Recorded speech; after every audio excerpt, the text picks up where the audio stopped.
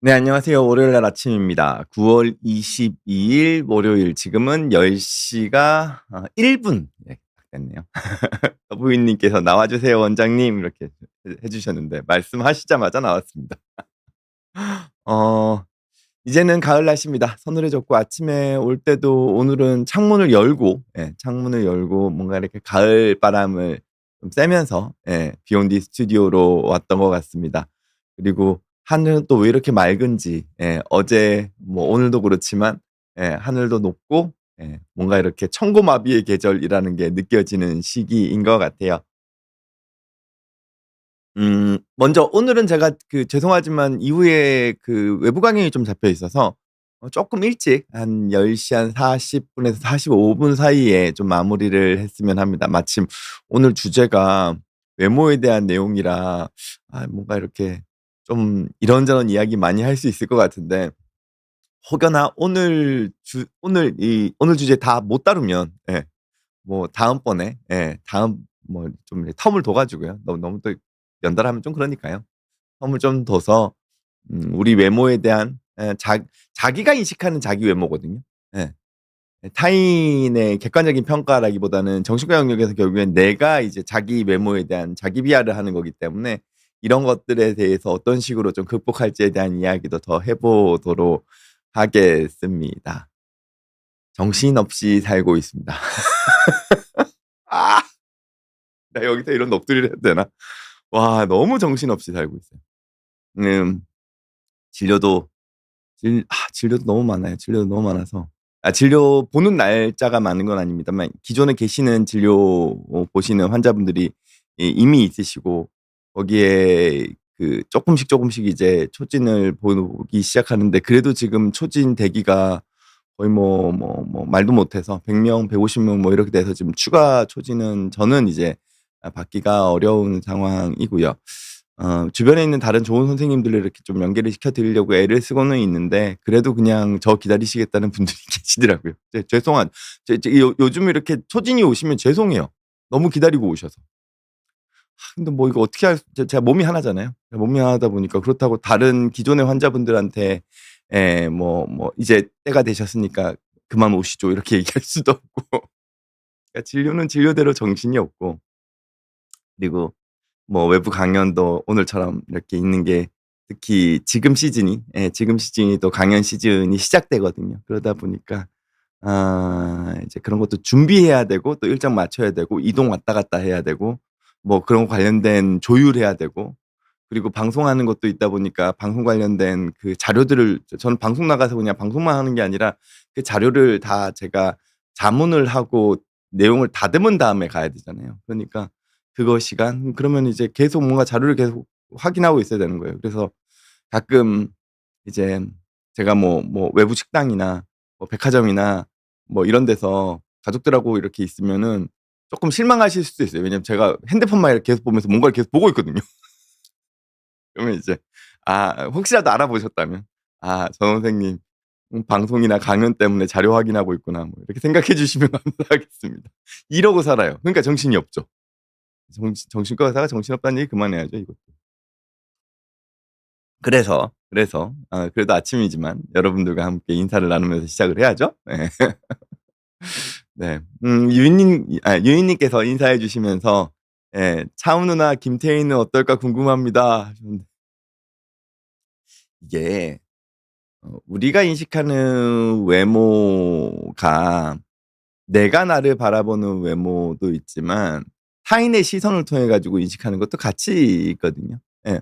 당연히 뭐 차은 씨나 김태희 씨 같은 경우에는 타인을 통해서 얻게 되는 이 외모에 대한 인식은 당연히 높겠죠. 그리고 스스로가 때로는 그렇게 느끼실 수도 있을지 모릅니다. 근데 이 우리의 생각이란 이 한도 끝도 없이 내가 이런 평가를 받았을 때 '아 이렇게 되는구나.'가 확 100% 확보되는 경우는 없어요. 특히 사회적인 거라면. 예. 특히 이제 뭐 당연히 뭐 외모적인 부분에서의 다소의 자신감은 있으시겠지만 동시에 다른 불안감도 있으실 수 있죠. 내가 이분들이 지금 외모로만 먹고 사시는 분들은 아니잖아요. 연기도 하셔야 되고 뭐 방송 활동도 하셔야 되고 뭐 CF를 하셔야 될 수도 있고 그리고 그런 방송인 같은 경우에는 대중적인 인지도로 결국에는 그 영향력이 확정되기 때문에 나의 이 대중적인 인지도가 언제까지 갈 수 있을까에 대한 부분이나 그리고 내가 나중에 나이가 들면 어떻게 될까에 대한 부분이나 이런 것들이 또 다른 불안으로 남아 있을 수는 있겠죠. 요즘 보면 가끔 그런 거 있잖아요. 요즘 보는 게 어느 순간부터 이게 사람을 봤을 때 외모가 예측이 안 돼요. 여러분도 그거 느끼시나요? 예전에는 대충 나이가 얼굴만 봐도 얼굴만 봐도 대충 뭐 30 대겠구나, 40 대겠구나, 50 대겠구나 이런 것들이 좀 보였다면 특히 저 같은 경우에 진료실 오셨을 때 요즘은 전혀 가늠이 안 돼요. 예. 보면은 한 30대 후반 정도 되시려나 했는데 40대 중반이거나 뭐 이러신 거죠. 예. 저랑 비슷한 또래시려나 했는데 50 대, 60 대인 경우도 있으세요, 실제로. 예. 이게 자기가 얼마만큼 관리를 하시느냐도 중요하고요. 그것도 중요하고요. 근데 때로는 이제 쪼끔 안타까운 경우들도 있죠, 보면. '아 저렇게까지 관리를 하시는 건 그닥 보기 좋지 않다. 과하다.' 음 그런 거 있잖아요. 60이 넘으시고 막 70 대신데 막 짬 뺑뺑하게 완전 그냥 뭐라 그래요? 막 광이 나는 거죠. 네. 근데 그러면 굳이 오히려 그 연세에는 그 연세에 쪼끔은 더 자연스러운 얼굴이 있는데 그리고 이 자연스러운 얼굴이란 어 피부의 톤에서 오는 게 아니에요. 얼마만큼 이목구비가 뚜렷하냐에서 오는 것도 아니죠. 얼굴 표정이에요. 표정이. 그 사람이 가지고 있는 그 말을 할 때나 그리고 때로는 이렇게 웃을 때나 상대방에게 공감해 줄 때의 그 얼굴 표정이 나이가 들수록 더 사람으로 하여금 매력을 느끼게 만들거든요. 근데 이제 그게 없이 이제 순수하게 이목구비만 뚜렷하고 피부만 좋다? 예. 그거는 어느 순간 되게 차가워 보이거나 매력이 뚝 떨어지죠. 사진으로만 봤을 때는 모를 수 있지만. 예. 근데 이 아이러니하게 시작부터 제가 너무 이야기를 많이 하고 시작하는데 이거 어떡하지? 근데 아이러니하게 이 얼굴 표정은 예 내가 날 스스로를 보면서도 예 소위 말해서 가치가 높아져요. 그러니까 늘어나요. 예. 그 표정에 대한 영역이. 그래서 우리가 거울을 가지고 다니면서 계속 이렇게 거울을 보는 거를 뭐 공주병에 재수없다 할진 모르겠으나 특히 요즘 같은 경우에는 이제 영상 촬영이 어렵지가 않잖아요. 영상 촬영을 통해서 내가 평소에 사람들과 대화를 나누는 방식이든 혹은 사람들 앞에서 내가 발표를 하는 거든 이런 자연스러운 나의 일상 같은 것들을 촬영하는 거든 이런 것들을 좀 하게 되면 내가 사람들 앞에 어떤 표정으로 어떤 말투를 사용하고 있는지가 보여요. 저 같은 경우에도 이제 방송을 쪼끔 하기 시작하면서 유튜브나 이런 것들을 하기 시작하면서 제가 제 모습을 더 자주 보게 되거든요. 예. 그러면 이제 그 다른 시술을 안 받아도 다른 시술을 받지 않더라도 그 사람의 얼굴 표정의 그 사용 방법 자체가 늘어요. 그러다 보니까 그게 어느 순간 뭐가 되게 바뀐 것 같은데 예전에 비해서. 네. 근데 그거는 물론 성형을 했을 수도 있죠. 피부과 시술을 받았을 수도 있어요. 하지만 그 사람이 일정 부분 그런 식으로 자기의 얼굴 표정이나 행동이나 태도나 말투나 이런 것들을 내가 나 스스로 이렇게 바라보게 되면서 수정하게 될 때 이게 좀 더 느는 거죠. 이게 소위 말해서 저는 화면빨, 카메라빨이라고 생각을 해요. 저 같은 경우에 실제로도 그렇거든요. 저 같은 경우에도. 제가 예전에 방송했을 때보다 얼굴 표정이나 이런 것들이 되게 좀 저 스스로 느끼기에는 자연스러워졌다고 생각을 해요. 그게 아마 저도 이제 비욘디에 나와서 이 카메라 앞에서 화면 앞에 제 얼굴이나 이 말이나 행동이나 이런 것들을 자꾸 바라보기 때문에 쪼금씩 느는 거겠죠. 근데 이게 인격에도 그대로 있어요. 인격을 성숙시킬 때도 우리가 사회적 시선이라는 걸 어 좀 인식하는 순간 예. 그런 것들을 내가 사회적 시선에 대한 걸 끊임없이 내가 생각하면서 삶을 살아갈 때, 물론 자기 혼자 있을 때조차도 그럴 때 우리 인격 자체가 쪼금은 더 성장해 나가거든요. 예. 예, 왜냐면 이게 상대방이 어떤 식으로 바라보게 될까를 볼 때 내가 상대방을 이해하는 공감 능력도 좋아지지만 내가 나를 이해하는 능력도 같이 높아지는 거죠. 뭐 외모 얘기를 하다 보니까 결국에는 약간 마음 얘기로 다시 돌아오긴 했지만요. 초콜릿 맘고님께서도 네, 월요일 10시만 기다렸습니다. 네, 방송 라이브로 듣고 저녁엔 아들과 함께 반복해서 듣고 있어요? 어이구. 아 제가 제가 말씀드리는 게 그 정도 수준까지는 아닌 것 같아요. 제가 순간 놀라긴 했습니다만 아 감사드린 거죠. 감사드리는 겁니다 정말. 제가 그러니까 더 뭐라 그럴까? 제가 가지고 있는 건강한 제 마음 안의 면모를 여러분들께 전달해 드리려고 애를 써야겠죠. 네 겠죠. 저 스스로 또 한 번 더 바라보게 되네요. 초콜릿 망고님 말씀을 듣고. 거기다가 뭐 아드님과 함께 보신다니까 그래도 아드님한테도 그래도 좋은 본이 되는 모습으로 보여줘야지 '아 뭐 저 선생님 뭐 되게 괜찮아 보이고 저 선생님처럼 뭐 인생을 좀 살면 좋겠다.'라는 식으로 전달이 돼야지 또 아버지로서 또 아들한테 이렇게 영상 보여주는 것도 좀 예 의미가 있지 않으시겠어요? 물론 영상 보여주면은 어느 순간 아내가 와서 또 애한테 유튜브 보여주냐고 등짝 스매싱을 날릴지는 모르겠지만 그래서 '아 이거 그래도 내용이 괜찮은 거야.'라고 하려고 그러면은 제가 잘 저 단도리를 잘해야겠죠? 빠라밤빠밤 님께서는 네 인사해 주시면서 "아유 오늘따라 더욱 잘생기셨는데요."라고 해주셔서 감사합니다. 아유 이게 뒷 배경빨과 이 슈트빨이 더 한몫합니다. 러브유님께서도 베이지색 스타일 잘 어울리시네요. 네. 시스템님께서는 "선생님 너무 친숙하고 매력적이세요." 아 이게 있죠. 이 유니님께서도 비슷한 질문인데 자신의 외모가 100% 마음에 드는 사람이 있을까요? 지금은 제가 예전에 비하면은 이제 대외적인 자존감? 예 저는 그 자기애라고 표현하긴 합니다만 그리고 제가 외모적으로 이제 사람들한테 어떤 식으로 비춰질까? 그런 것들을 저 스스로 이제 평가할 때 예전보다는 그 자존감이 많이 올라왔어요. 예.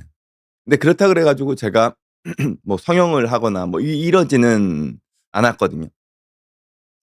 그 정도로 잘생기진 않았잖아요. 성형했으면 더 잘생겨야죠. 아이고 부끄럽네. 근데 어릴 때는 제가 제 외모에 대해 가지고 그렇게 한 번도 생각해 본 적이 없는 것 같아요. 긍정적인 인식이라는 걸 가져본 적이 없는 것 같아요. 되게 자존감이 낮은 아이였어요 저는. 예. 왠진 모르겠지만 항상 그랬어요. 키만 약간 멀뚱하게 크고 그리고 어릴 적에 제가 왜 그랬는지 몰라도 이제 제가 어머니가 보시기에 제가 곱상하게 보였나? 아니면은 우리 엄마가 애 옷 사주기가 아까워서 그랬나? 가끔씩 이제 엄마 옷을 저한테 입히셨던 기억이 나요. 예. 그리고 그런 거 있잖아요. 남자아이들이 원하는 옷 스타일과 엄마들이 아이들에게 입히고 싶은 옷 스타일이 좀 다를 수 있잖아요. 그러다 보니까 그리고 제가 좀 내성적이기도 했고 그리고 그때 제가 뭐 때문인지 몰라도 이 머리를 좀 길게 하고 있었어요. 앞머리를. 뭐 옆에는 아닌데 앞머리를 좀 길게 하고 있어서 이렇게 지금보다 이렇게 옆으로 훨씬 넘기는 스타일로 다녔었는데 초등학교 때. 그러다 보니까 이제 여자아이 같다고 놀림을 많이 당했던 거죠. 그래서 초등학교 6 학년 때까지 그랬나? 예. 그래서 그러다 보니까 제가 소위 말해서 그 매력 어필에 대한 자신감은 없었던 것 같아요. 그리고 그다음에 제가 중고등학교 키가 많이 컸으니까요. 키가 많이 컸는데 항상 짜리몽땅한 바지를 입고 다녔거든요. 이거 우리 엄마가 왜 그랬을까? 바지 좀 펴 주지. 이것도 우리 엄마 보고 있을지도 모르는데. 그리고 약간 이런 딜레마도 있긴 했어요. 그냥 일반적인 그 뭐예요. 옷가게를 가면은 다리에 맞추면 허리가 안 맞고 허리를 맞추면 다리가 안 맞는 약간 이렇기도 했거든요. 근데 그게 나름 키가 크다는 거 자체가 지금은 되게 이렇게 당연히 좋은 건데 그때는 제가 그게 안 좋다라고 느꼈어요. 그래서 항상 꾸부정하게 다녔어요. 그러니까 이제 자존감이 낮았던 거죠. 그러니까 저도 외모에 대한 자신감은 없었다고 보는 게 맞아요.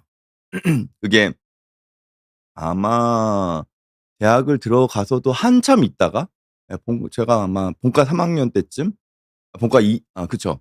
본과 2 학년 때쯤 그때쯤 저 스스로가 '내가 대외적으로 뭔가 사람들한테 그래도 매력적으로 보여질 수 있겠구나.'라는 거를 그때 생각했던 것 같아요. 그러다 보니까 어 외모에 대한 자신감이라는 거는 객관적인 지표는 아닌 것 같아요. 되게 주관적인 지표인 거죠. 예전에 되게 '못생겼다.'라고 생각했던 이렇게 요즘 옛날 TV 많이 보시잖아요. 근데 예전에 되게 '못생겼다.'라고 생각했던 전형적인 개그맨들이 요즘 바라보면은 상당히 매력 있죠. 물론 그분들이 일정 부분은 이제 뭐 현대의학의 도움을 살짝살짝 받긴 했지만 그 원판 불변의 법칙 이런 거 있잖아요. 기본적인 것까지는 안 바뀌거든요. 근데 그분들이 상당히 매력적으로 바뀌셨어요. 아마 많은 분들이 방송 보시면서 느끼실 거예요. 옛날엔 진짜 그냥 '와 정말 뭐 얼굴만으로도 개그맨 공채 합격이다.' 막 약간 이런 식의 분들이 어느 순간 외모적으로 상당히 매력이 있으세요. 그거는 그분들이 이 일정 부분 에 다른 면모에서 사람들한테 매력을 어필하는 측면들이 늘었다는 거겠죠. 그게 말투든 표정이든 혹은 약간의 의학적인 도움을 받은 거든. 기본적인 거는 여전히 못생긴 얼굴이 맞긴 하거든요. 예. 근데 매력이 있다는 거죠. 근데 그건 그 사람이 가지고 있는 자존감적인 영역, 정확히는 자기애적인 영역이 얼굴 표정에서도 드러나는 거예요. 즉 "너가 나를 어떻게 생각할지 모르겠지만 난 상당히 괜찮은 사람이야."라는 그 아우라가 객관적인 얼굴의 모습과는 별도로 사람들한테 전달이 될 수 있다는 거죠. 네. 오늘 주제가 되게 많은 분들한테 관심을 받는 것 같네요. 이거 진짜 한 번 더 해야겠는데? 그쵸. 역시 그런 티파니에서 아침을 님께서도 인사해 주셨고요. 네. 서로서로 같이 인사 나누시는 모습 너무 보기 좋습니다. 그리고 도룡뇽 님께서는 "자존감을 높이려면 외모의 어떤 부분에 집중하는 게 좋을까요?" 뭐 아까 전에 말씀드렸던 표정 뭐 이런 거 있겠죠. 있겠죠. 있는데 물론 말투도 있을 거고요. 화술도 있을 거고요. 이런 부분들은 아까 전에 연습을 통해 가지고 일정 부분 늘릴 수 있죠. 늘릴 수 있죠. 그리고 자존감적인 부분은 외모도 외모지만 이 사람이 가지고 있는 그 기본적인 그 뭐라 그럴까요? 이 젊은 시절에는 잠재력, 나이가 들어서는 실제적으로 만든 성취 이게 좌우하죠. 내가 다소 부족한 부분이 많더라도 이 사람이 나중에 해낼 수 있는 영역이 이 영역을 넘어서 이 영역까지 떠올릴 올려 끌어올릴 어떤 가능성이 보인다면 이건 자존감이 높아져요. 이 자존감이라는 건 외부 사람들에 대한 평가도 같이 포함되는 거죠. 그리고 그게 실제로 성취를 이뤄 놨다면 그건 당연히 자존감의 배경이 되겠죠. 근데 이 잠재력과 성취를 만든다는 거는 그거는 꾸준한 노력이에요. 꾸준한 성공이 아니에요. 꾸준한 노력이에요. 왜냐하면은 내가 시도하는 거에서 항상 성과가 나온다는 보장은 없잖아요. 근데 설령 내가 원치 않는 성과가 나오고 다소의 실망과 좌절이 있다 하더라도 끊임없이 만들어 가는 거예요. 그게 잠재력이거든요. '이 사람은 굴하지 않아. 계속 무언가를 만들어 나갈 사람이야. 무언가를 계속 시도할 사람이야.' 그리고 그 언젠가 그런 것들이 계속 누적이 되면서 이 사람은 나중에 어떤 우리가 지금 모습보다는 훨씬 더 나은 삶에서의 성과물을 만들어낼 수 있을 거야가 잠재력이고 그거를 실제로 결과로 보여준 게 성취를 이룬 사람인 거겠죠. 근데 되게 안타까운 건 그거예요. 내가 너무 그걸 일찍 잃었어요. 간혹 그런 거 느낄 때가 있거든요. 의사 직군들. 물론 다른 직군들도 마찬가지입니다만. 의사 직군에서 되게 어렵게 공부를 하죠. 의사들 같은 경우에는 공부하는 기간도 길고 공부해야 되는 양도 많고 병원에서의 경험도 되게 중요하고. 근데 어느 순간 이제 대부분 보면은 40대 초중반이 되면 본인의 방향 의사로서의 본인의 방향이 딱 정해지거든요. 예. 그리고 정말 정점을 이뤄요. 40대 후반 정도 50대 초반 정도가 됐을 때. 예. 그러고 나면 그다음에 영역이 약간 물음표가 되는 거예요. 즉 인생의 피크가 너무 일찍 오는 거예요. 물론 다른 여러 다른 의사 선생님들 중에서는 그 시기를 넘어서도 계속 이렇게 뭔가를 스스로를 의학적인 영역에서 본인의 어떤 사회적인 영역에서 발전시켜 나가시는 분들이 있으시죠. 근데 그러한 어떤 부분들을 고려하지 않으면 너무 일찍 와요. 근데 이건 잠재력이 아니잖아요. 근데 젊잖아요. 그럼 저는 이거는 그다음에는 이 점점 늘어 줄어들어가는, 예, 이 부분이 엄청난 불안으로 올 거라고 생각은 해요. 그리고 그걸 메꿔 넣기 위해서 다른 걸로 채워 넣을 수 있겠죠. 그게 뭐 돈에 대한 집착이 됐든. 예. 물론 모든 의사들이 뭐 돈에 대한 집착을 가진다는 건 아닙니다만 그냥 제가 이제 의사 직군에 있다 보니까 느끼는 소외 같은 거거든요. 소외 같은 거거든요. 물론 그 상황에서도 계속 열심히 진료를 보시면서 사회적인 역할을 하시는 분들은 많으시죠. 많으시죠. 예. 그러니까 그런 거에 대한 경계들은 좀 필요한 것 같아요. 뭐 가끔 이제 특히 방송인들 같은 경우에 너무 일찍, 예, 대중적으로 성공했다가 음 그다음에 발전을 못 넘어가고 이 어느 순간 이렇게 쑥 내려가시는 분들이 있잖아요. 뭐 기업도 마찬가지죠. 모든 사람들이 다 마찬가지일 겁니다. 그런 의미에서 우리가 자존감을 높이려고 그러면 외모적인 측면도 중요하지만 내가 사회적으로 결국 외모라는 것도 내가 사람들 앞에 보여지는 모습이잖아요. 근데 그거가 그러니까 사람들에게 보여지는 모습이 단순히 그냥 눈에 보여지는 외모도 있지만 이 사람이 가지고 있는 소위 말해 내공이죠. 그게 같이 존재해야지 이건 지속 가능성이라는 게 생겨요. 지속 가능성이라는 게 생겨요. 서브이님께서는 외모가 뛰어난 사람은 어떤 심리 상태인지도 몹시 궁금하네요. 뭐 어찌 됐건 간에 근데 탤런트를 가지고 있는 거죠. 예. 뭐 당연히 얼굴 못생긴 사람보다는 얼굴이 잘생긴 사람이 사회적으로 어 쪼끔 더 이렇게 뭐랄까요? 허용적이겠죠. 무언가를 하기에 있어서 그게 뭐 연애가 됐든 아니면 인간관계가 됐든 뭐 혹은 본인이 어떤 리더십을 발휘하는 게 됐든. 예. 근데 이 양날의 검이라고 분명히 생각은 들어요. 양날의 검이라는 생각은 분명히 들죠. 다만 이제 외모가 뛰어난 사람에 대해서 외모가 뛰어난 사람을 어 강제적으로라고 표현하면 뭐하지만 인위적으로 쫓아가려고 하는 사람. 저는 이거는 저는 별로 권해 드리고 싶진 않아요. 저한테 가끔씩 와요. 청소년 친구들이. 예. 뭐 "이것도 고치고 싶고 저것도 고치고 싶고 이런 수술도 하고 싶어요." 음. 가급적이면은 저는 쪼끔 더 있다가 하는 걸 추천해요. 특히 청소년들에게는. 왜냐면 아직까지 성장기니까. 예. 예. 다소 이 얼굴 형태가 바뀔 수도 있고 근데 거기다가 뭐가 이렇게 이 뭐 들어가 있으면, 예, 이게 나중에 다시 쪼끔 수정을 해 줘야 될 가능성이 충분히 높아지거든요. 그래서 가급적이면 청소년기는 피하라고 이야기는 하는데 뭐 그래도 소위 말해서 원 포인트 정도 원투 포인트 정도를 잘 다듬어 가지고는 매력을 만들어낼 수 있다 그러면 그건 나쁘지가 않죠. 근데 문제는 인제 그다음에 성형 중독으로 넘어가 버리면 그때부터는 정말 답이 안 나와요. 답이 안 나와요. 가끔 그냥 농담 삼아서 그런 얘기 하잖아요. 정말 강남 뭐 로데오나 뭐 이런 데를 가면 사람들 얼굴이 다 똑같이 생겼다. 예. 우리가 지향하는 미적 기준이라는 거 자체가 어 한 방향만 보게 됐을 때 그 매력은 상당 부분 감소돼요. 모든 사람들이 다 잘생겼다고 생각해 보세요. 만약에 아까 전에 차은우, 김태희 씨 이야기를 하셨는데 뭐 그냥 일예로 들어서 뭐 대한민국 사람 중에 한 80% 정도가 다 차은우처럼 생기고 김태희처럼 생겼다고 생각을 해 보자고요. 그럼 그게 잘생겼다고 느낄까요?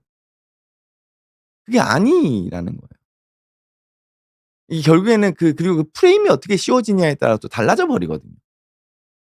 그래서, 예, 외모가 뛰어나다는 게 장점일 수는 있지만 그거를 갈고 닦는 게 더 중요하다는 생각은 들죠. 그리고 그게 자칫 본인에게 독이 된다면, 예, 독이 된다면 오히려 외모가 처음에는 별로라고 스스로 생각했을지 모르지만 그거를 만회하기 위해서 다른 쪽의 영역들을 많이 채워 넣고, 그리고 성장하면서 아까 말씀드렸던 얼굴 표정이나 말투나 태도나 그것도 겉으로 보여지는 매력이니까요. 그리고 뭐 의학적인 기술을 쪼끔 플러스한다 그러면 그게 훨씬 더 낫지 않을까요? H 그린로즈 님께서는 "오늘 외모에 좀 신경 쓰고 나오신 이유가 방송 후 외부 강연 일정 때문에 크크."라고 하셨는데, 이거를 입은 건 있습니다. 이걸 입은 건 있지만 뭐 머리를 쪼끔 다듬었나요? 네.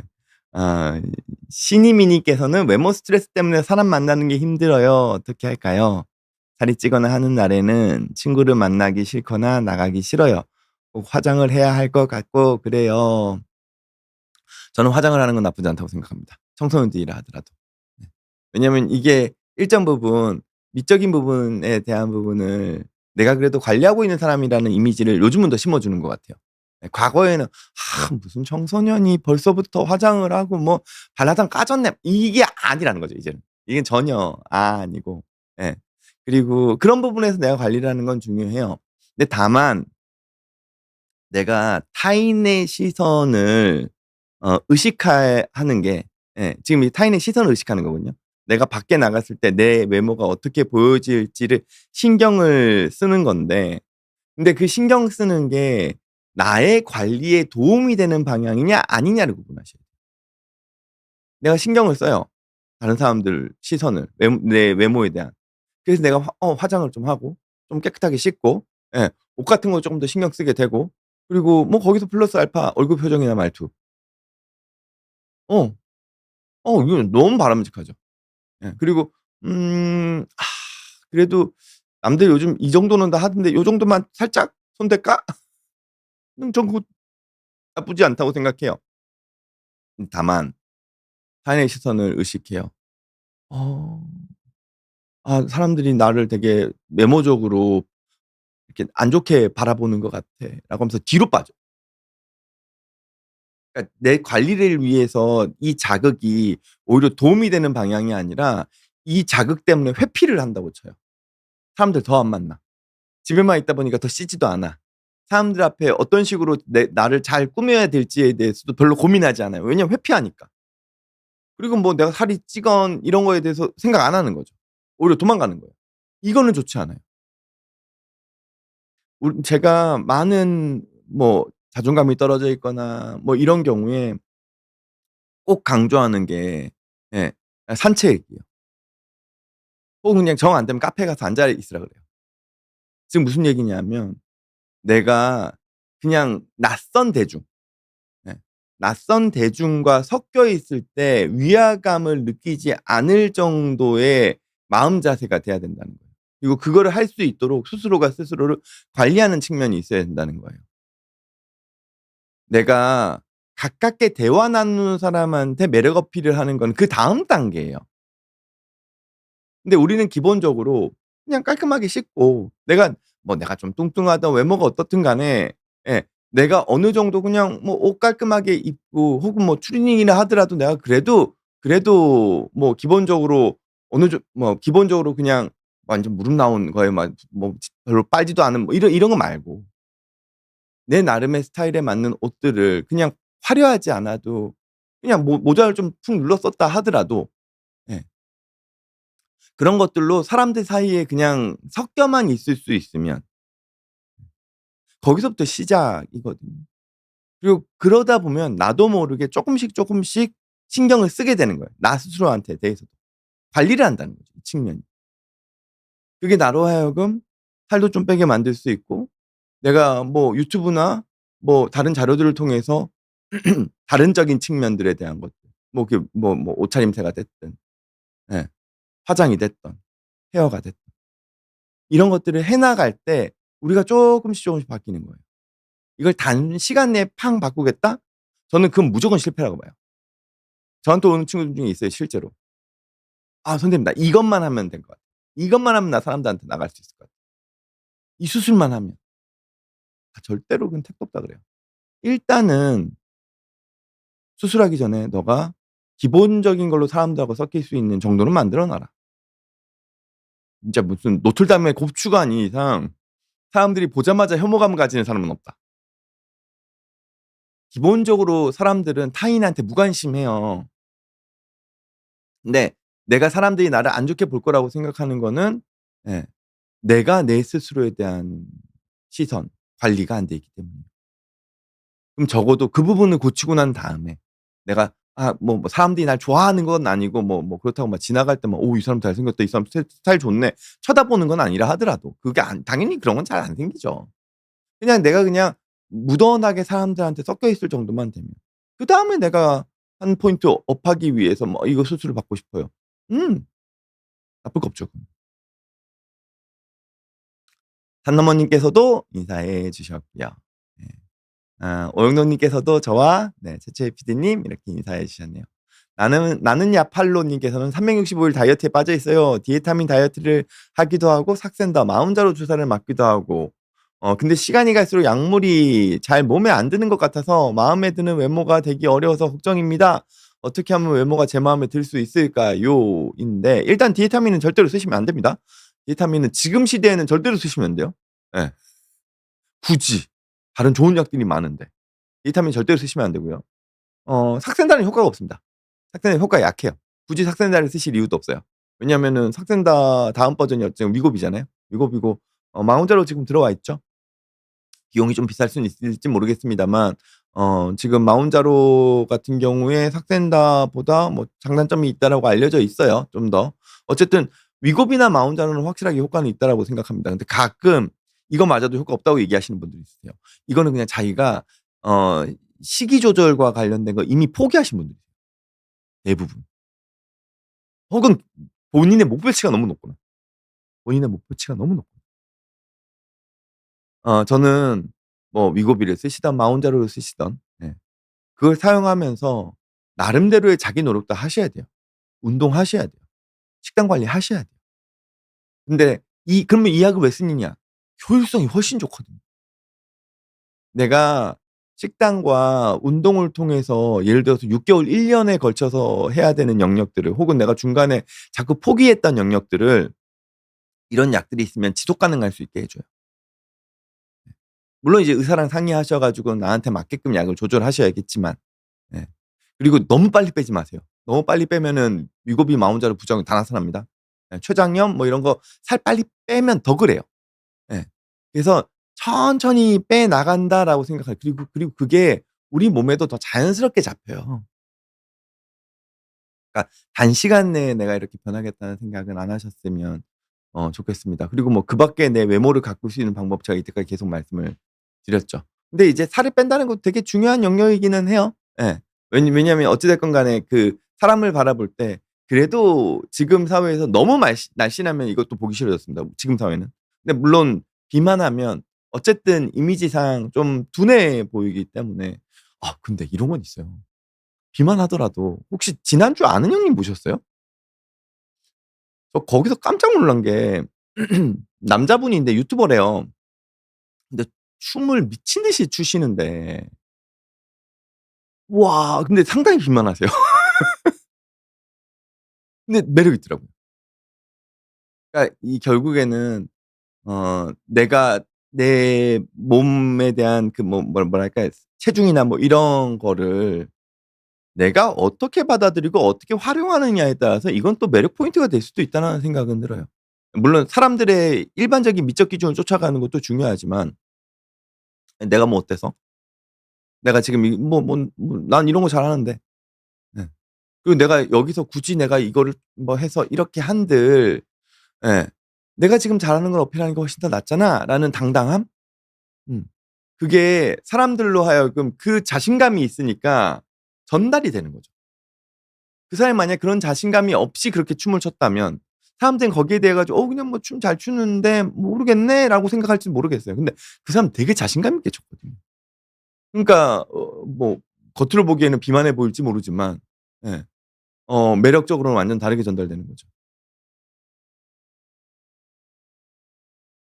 부인님께서는 "외모가 뛰어난 사람은 일반인보다 더 행복하고 돈도 많이 벌고 친절도 받는다."고 하는데 뭐 이거 일정 부분은 틀린 말은 아닐 겁니다. 일정 부분은 틀린 말은 아니겠지만 거기서 자칫 잘못 나가 버리면 그때부터 사기꾼이에요.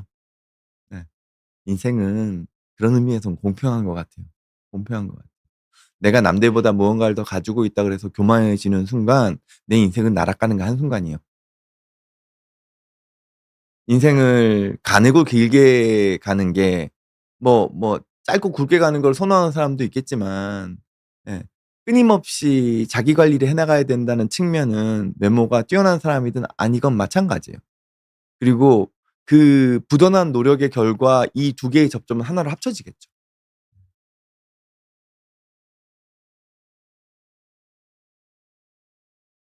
모두가 함께님께서는 "외모 말고 제 자신을 좋아할 수 있는 방법은 뭘까요?"라고 하셨는데 어 딱 한 개만 꾸준히 하세요.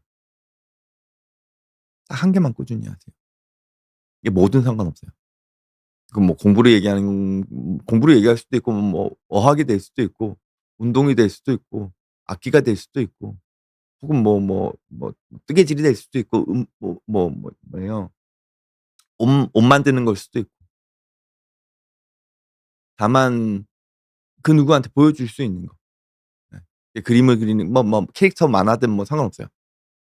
혹은 요즘 같은 경우에는 뭐 피규어 같은 것들도 뭐 잘 하셔 가지고는 그걸 또 뭐 어떻게 또 근데 다만 중요한 거는 그 한 가지만 하는데 그 한 가지를 열심히 하는데 그 한 가지로 사람들한테 보여질 수 있는 거라. 이 두 가지 의미가 있어요. 내가 이 영역에 대한 자신감이 생기는 거예요. 이거는 내가 나에 대한 거죠. 내가 나에 대한 거. 그리고 이거를 남들한테 보여줄 수 있게 되면 이걸 남을 통해서 나를 바라볼 수 있는 시선도 같이 플러스가 돼요. 그게 뭐가 됐든 상관없어요. 한 개만. 그게 나를 사랑할 수 있는 방법을 배우게 돼요. 그걸 통해서 그 한 개의 영역이 2 개, 3 개, 4 개로 확장되는 거예요. 대부분 나를 사랑하지 않는 사람은 '나는 그 어떤 영역에서도 사람들에게 사랑받을 수 없다.'라고 생각해 버려요. 그게 아니라 혹은 '나는 그 어떤 영역에서도 능력이 없다.'라고 생각해 버려요. 그게 아니라 딱 한 개만. 말씀드린 적이 있는지 모르겠는데 제가 저한테 오던 되게 자존감 낮은 친구가 있었어요. 근데 그 친구가 어느 순간 운동에 빠졌어요. 운동을 하게 됐어요. 근데 진짜 열심히 하게 됐어요. 그리고 본인도 그냥 진짜 열심히 했어요. 그러면서 뭐 작은 시합 같은 것들을 나가게 돼요.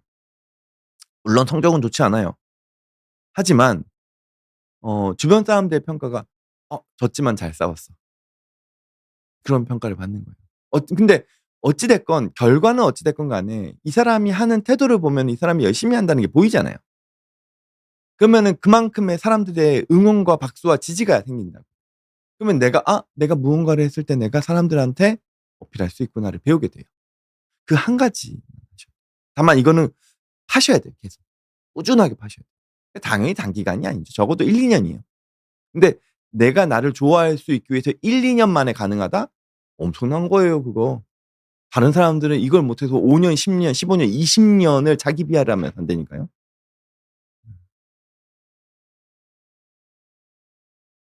찬란한 행복이원님께서는 "SNS 보면 다들 필터 요정인데 저만 현실 인간 같아요." 저도 이거 깜짝 놀란 적 있어요. 뭐 누가 사진 찍자 그러셔 가지고 사진 찍었는데 순간 제 얼굴이 작아지는 게 보이더라고요. 근데 저는 이것도 나쁘다고 생각 안 해요. 그렇게 찍으면서 내 얼굴을 보는 거는 일정 부분 그렇다고 해서 원판 불변의 법칙은 있잖아요. 예 누군지는 알아볼 수 있잖아요. 예. 그러니까 즉 내 얼굴이긴 하다는 얘기예요. 예 그래서 나름대로의 필터 뭐 이렇게 이런 걸 좀 하면서 음 이게 물론 약간의 그 수정된 자존감이긴 하지만 그런 것들을 키워나가시는 것도 나쁘진 않을 거라고 생각을 해요. 왜냐하면은 우리가 사진 찍을 때 사진이 계속 안 좋게 찍히고 막 별로인 것 같고 이러면은 내가 내 얼굴을 보기가 싫어요. 근데 내가 이걸 계속 보다 보면은 어느 순간 내 얼굴 안에 보이는 그 필터링 된 얼굴이 보여요. 그러면 나도 이렇게 좀 꾸미고 하면은 '나쁘지 않은데?' 예 라는 생각을 가지게 되는 거죠. 그 순간 얼굴 표정이 바뀌는 거예요. 왜냐면 자신감이 들어가니까.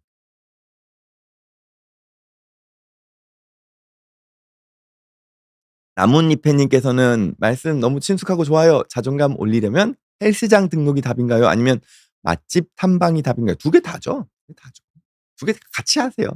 열심히 운동하시고 맛집 가서 "나 오늘 운동했으니까 오늘은 좀 맛있는 거 선물로 주자." 예 이게 헬스장 등록은 어디까지나 자기 관리 플러스 내가 남들 앞에 좀 이렇게 보여지는 모습이 포함되어 있고, 맛집 탐방은 어찌 됐건 자기 선물이잖아요. 아 근데 요즘은 맛집 탐방에 대한 정보를 가지고 사람들과 대화를 할 수 있으니까 그건 또 다른 영역이기도 하겠네요.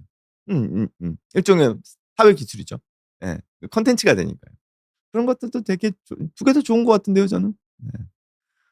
시간이 좀 많이 돼서 질문 주신 거 좀 이렇게 간단하게 답변 드리고 마무리를 좀 해 볼게요.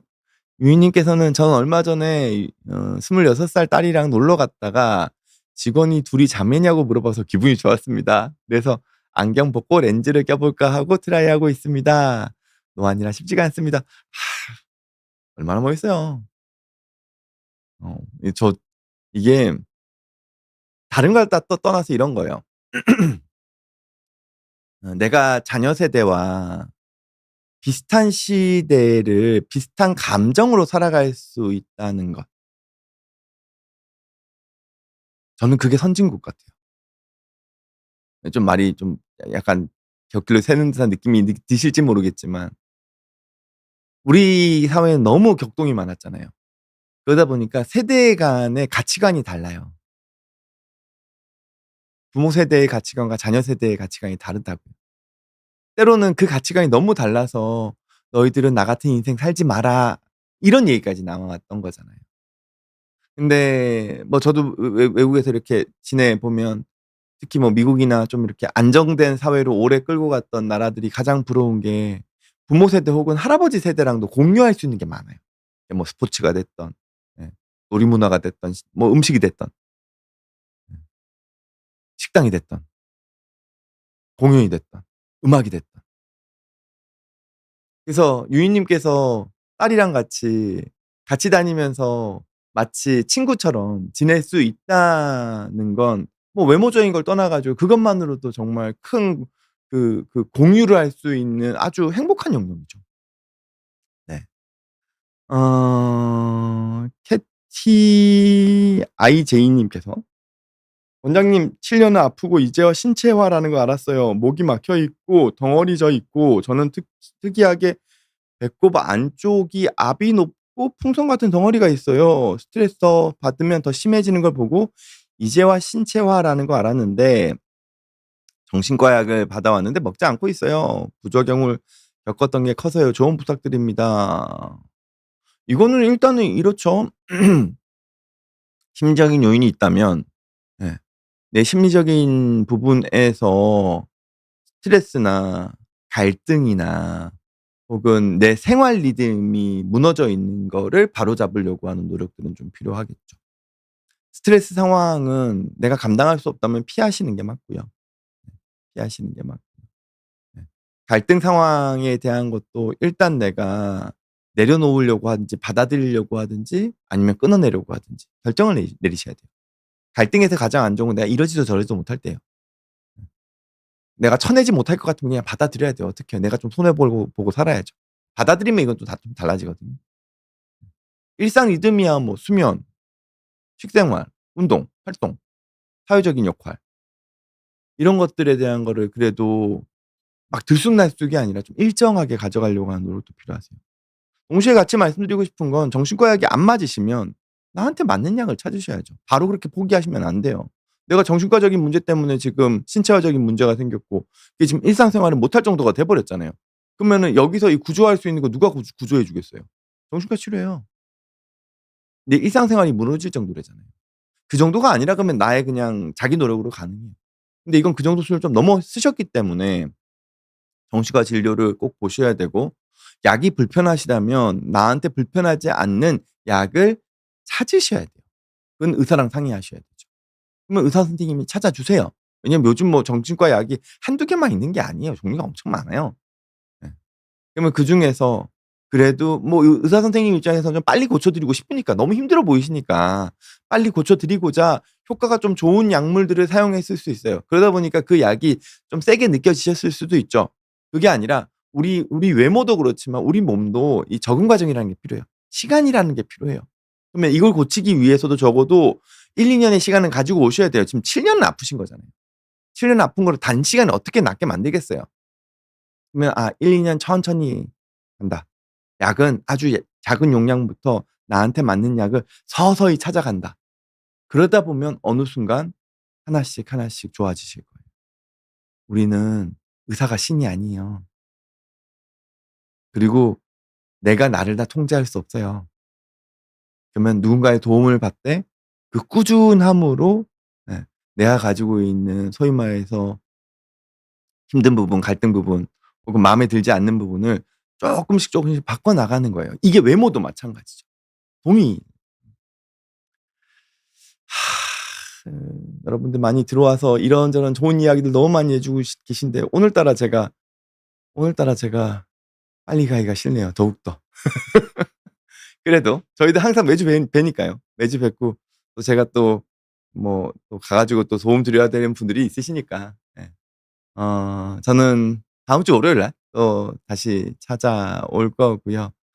그래도 여기서 이렇게 이런저런 이야기들 여러분들 분들하고 나누는 게 저한테도 큰 에너지를 얻어갑니다. 그리고 저도 좀 이렇게 뭐 이렇게 좀 산만하긴 했지만 여러분들한테 또 좀 건강한 또 도움을 에너지를 드렸기를 바라는 마음이고요. 저는 다음 주 월요일 날 아침 10 시에 다시 돌아오도록 하겠습니다. 한 주 생활 화이팅 하시고 따뜻하고 행복한 마음 항상 잡으시려고 노력하시고요. 전 다음 주에 올게요. 정신과 의사 이광민이었습니다. 감사합니다.